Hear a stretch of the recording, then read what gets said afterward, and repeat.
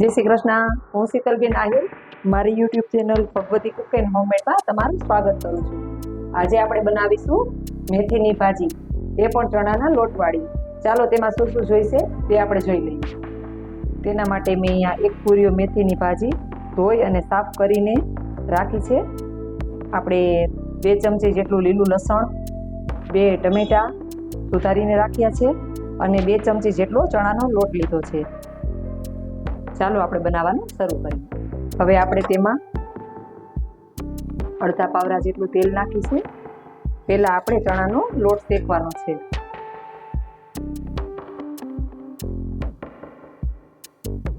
હવે આપણે આમાં લોટને એડ કરી દેશું અને સારી રીતે શેકી લેશું.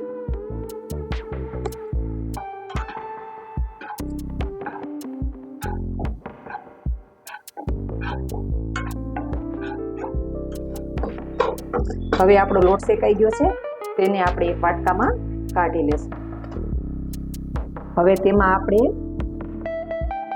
3 અથવા 4 પાવડા તેલ એડ કરીશું. જો આપણું તેલ ગરમ થઈ ગયું છે, તેમાં આપણે રાઈને જીરું એડ કરી દેશું. અડધી ચમચી જેટલી હિંગ અને હવે આપણે આ લીલું લસણ એડ કરી દઈશું. આપણે જે મેથીની ભાજી ધોઈને રાખી હતી તેને પણ આમાં એડ કરી દઈશું.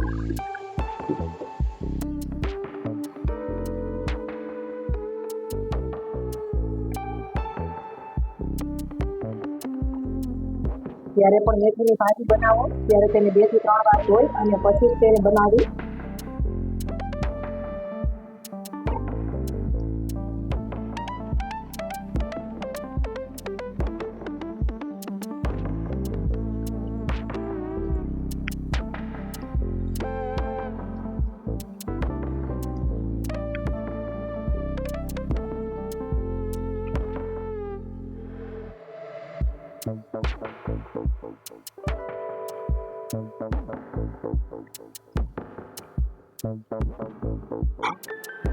હવે તેમાં આપણે સ્વાદ પ્રમાણે મીઠું એડ કરી દઈશું. અડધી ચમચી જેટલી હળદર, બધું સારી રીતે મિક્સ કરી લઈશું.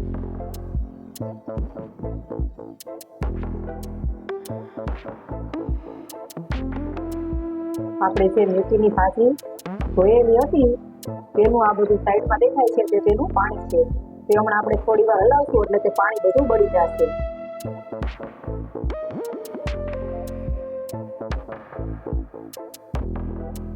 તમે જોઈ શકો છો કે આપણું મેથીનું પાણી હતું તે બધું બળી ગયું છે. હવે આપણે તેમાં બીજાના મસાલા નાખીશું. આપણે તેમાં 1/2 ચમચી જેટલો લાલ મરચું પાવડર નાખીશું. 1 ચમચી જેટલો ધાણા જીરું પાવડર,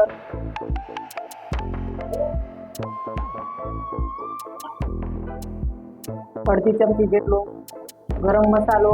હવે તેને આપણે સારી રીતે હલાવી લઈશું.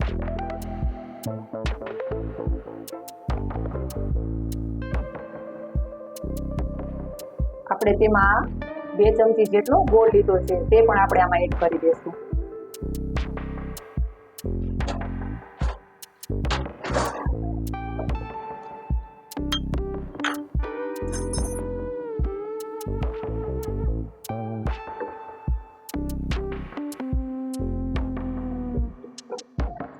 ગોળના બદલે તમે ખાંડનો ઉપયોગ પણ કરી શકો છો, પણ ગોળનો ઉપયોગ કરો તો વધારે સારું.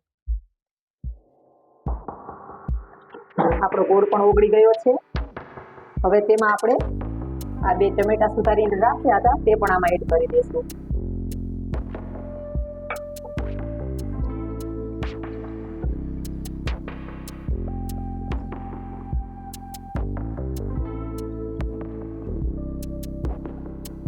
હવે આપણે ગેસની ફ્લેમને લો કરી દઈશું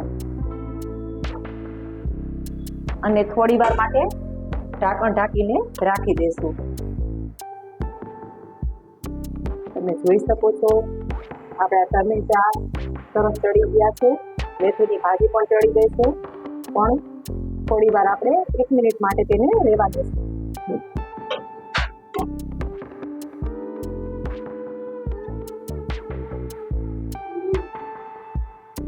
તમે જોઈ શકો છો આપણી મેથીની ભાજી છે તે સરસ ચડી ગઈ છે. ટમેટા પણ સરસ ચડી ગયા છે. હવે તેમાં આપણે આ ચણાનો લોટ છે તેને એડ કરી દેશું અને સારી રીતે મિક્સ કરી લેશું.